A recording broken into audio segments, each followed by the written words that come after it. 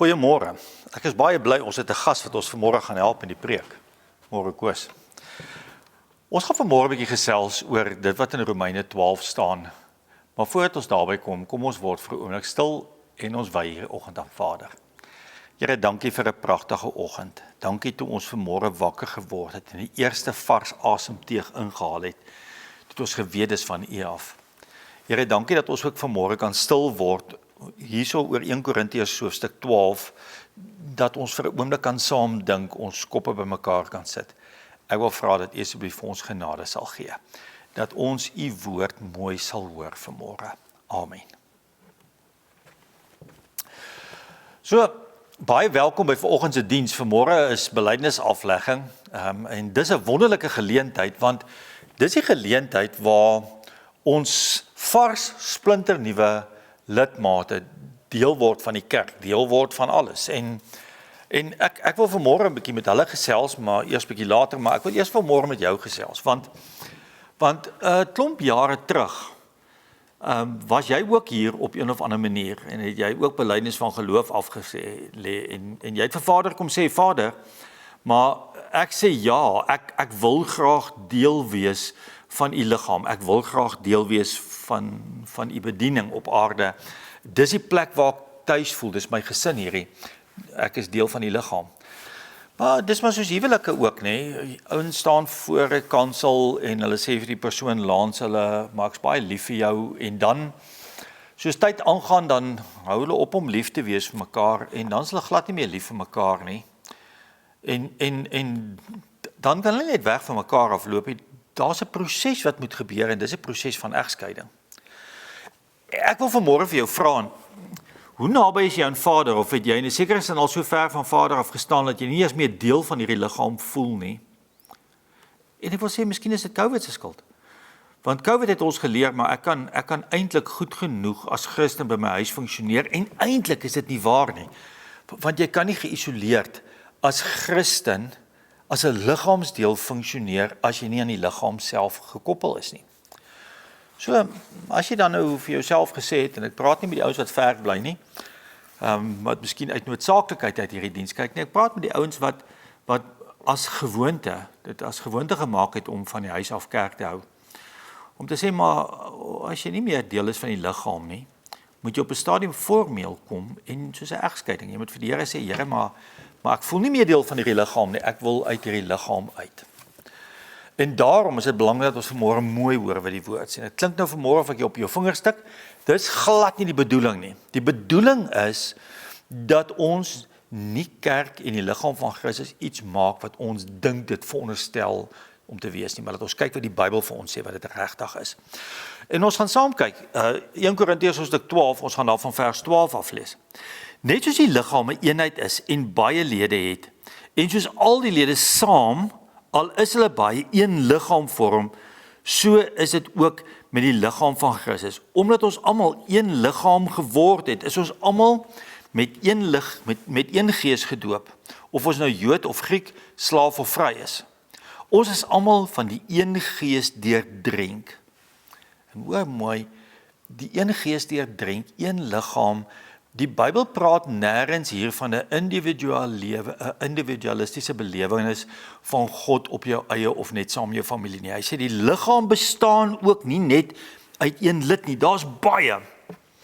As die voet sou sê, omdat ek nie hand is nie, is ek nie deel van die liggaam nie, hou hy om hierdie rede nie op om deel van die liggaam te wees nie. En as die oor sou sê, omdat ek nie oog is nie, is ek ook nie deel van die liggaam nie, hou hy om die rede ook nie op om deel van die liggaam te wees nie. As die hele liggaam oog was, hoe sou die liggaam kon hoor? As die hele liggaam oor was, hoe sou die liggaam kon ruik?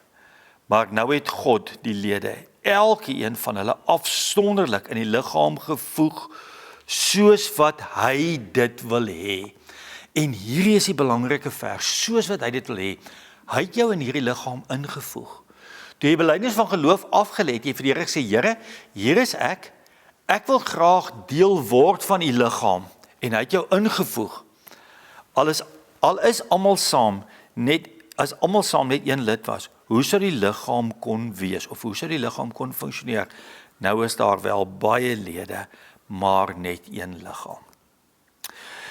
En ek wil vanmôre begin, en ek wil vir jou sê, as jy nou ou Koos hier langs my kyk, dis nie meer ou Koos nie, as ons na die liggaam hier langs ons kyk, wat 'n deel van die liggaam is jy? En ek wil hê jy moet gou vanmôre vir jou, volgens jou persoonlikheid sê, as ek 'n oog, as ek 'n neus, as ek 'n mond, as ek 'n oor, as ek 'n hand, as ek 'n voet, kies vir jou lid, kies vir jou 'n liggaamsdeel wat by jou persoonlikheid pas. Kom ons sê, vanoggend jy die oog gekies. Die Bybel sê vir ons baie duidelik as ons hierdie gedeelte lees. As die oog vir die liggaam sou sê, ek is nie waardig genoeg, ek is nie oor nie. Ek is nie waardig genoeg om deel te word nie. Ek is nie deur die Here self uitgekies om hier te wees nie. Ek is eintlik maar 'n derdehands of 'n vierdehandse lid van hierdie liggaam. Ek is regtig nie noemenswaardig nie. Moet asseblief nie vir my 'n vraag vra nie. Maar as jy die oog is en nie in die toekoms inkyk nie, dan is jy besig om die liggaam blind te maak. Want Vader het aan jou 'n persoonlikheid en 'n karakter gegee. Vader het al in die begin van die skepping aan jou gedink. Toe Vader beplan het om die aarde te skep, het hy ook beplan wanneer jy lid van hierdie liggaam gaan wees en wat se taak of funksie jy gaan hê op grond van jou persoonlikheid, op grond van jou gawes, op grond van wie jy in jou hart is. En as jy jouself minderwaardig ag, dan is jy besig om die liggaam te strem. Want as jy 'n oog is en jy sien nie, dan maak jy die liggaam blind. 'n Oog wat moet sien, kyk die toekoms in, kyk na omstandighede, kyk na alles wat gebeur, sodat die liggaam kan inligting kry om die regte besluite te maak. As jy 'n oor is om te hoor wat die Here sê en wat mense se hartseer sê en jy luister nie, jy's buite die liggaam, dan is jy besig om die liggaam doof te maak. As jy 'n voet is wat hierdie liggaam moet vorentoe vat, jy's deel van die mobiliteit van hierdie liggaam.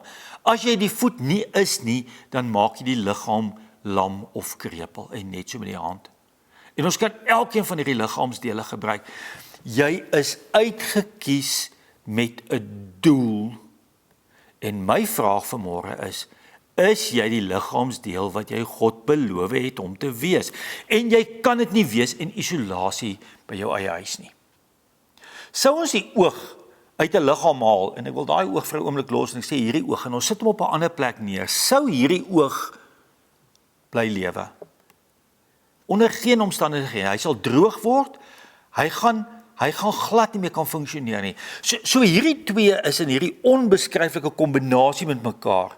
Die liggaam het die liggaamsdeel nodig, sodat die liggaam kan funksioneer, maar op dieselfde manier het die liggaamsdeel die liggaam net so nodig, sodat hy kan bly lewe.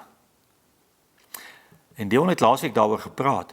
Dion het gesê, elke loot aan my wat nie vrugte dra nie, sny hy af, en hy word verbrand.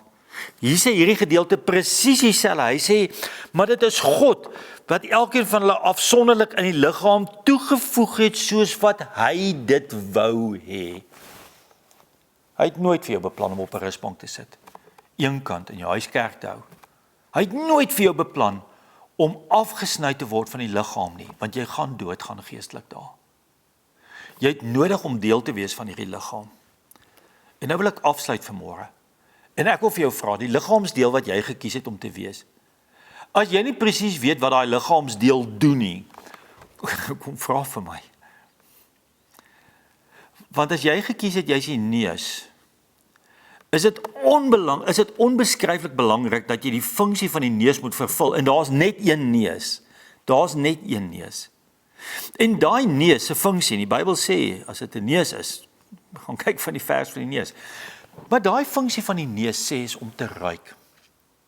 En dis om die klimaat en die atmosfeer in die gemeente te ruik, en te ruik of dit aangenaam is. Dis 'n aangename geur as mens in 'n huis instap, en maat lekker kos gemaak, en jy voel sommer honger as jy dit ruik, want dit is so lekker om dit te ruik. Neus, jou job is om te ruik of alles in hierdie gemeente reg is en lekker ruik, is ons tuis en welkom. Maar jou jou job is ook om te weet as iets vrot en iets stink, dat jy nie daaraan moet eet nie. En dat jy so ver as moontlik van daai moet afbeweeg, want dit is tot skade van die liggaam. As jy gekies het vanmôre om die neus te wees, is jy die neus.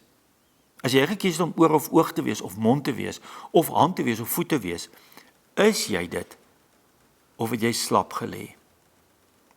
Is jy soos hierdie ouens, wat 'n besering fake, weet, en sodat hulle 'n disability kan kry. Jy is besig om die kerk ongelooflik gestremd te maak, as jy nie jou rol en jou funksie in hierdie liggaam vervul nie. Mag Vader jou vanmôre uit jou gemaksone uitruk. Mag Vader jou terugbring by die belofte wat jy met jou belydenisaflegging vir hom gemaak het. En mag dit jou aktiveer en motiveer. Nie omdat jy skuldig voel nie, maar omdat jy jouself miskien as minder werd gesien het. En die Bybel sê baie mooi, as jy jouself, as jy die oog is en jy sê, maar omdat ek nie so belangrik soos die oor is nie, is ek nie deel van die liggaam nie. Hy sê, hou jy om daai rede nie op om deel van die liggaam te wees nie. Kom ons staan vanmôre op. Kom ons sê vir mekaar, COVID is finaal verby. Kom ons sê vir mekaar, die slegte gewoontes wat COVID vir ons aangeleer het, is iets van die verlede. Jy kan nie op jou eie funksioneer nie, jy het die liggaam nodig, en die liggaam het vir jou nodig. Want as jy nie deel van die liggaam is nie, maak jy die liggaam gestrem. En as jy nie deel van die liggaam is nie, dan is jy self besig om te sterf.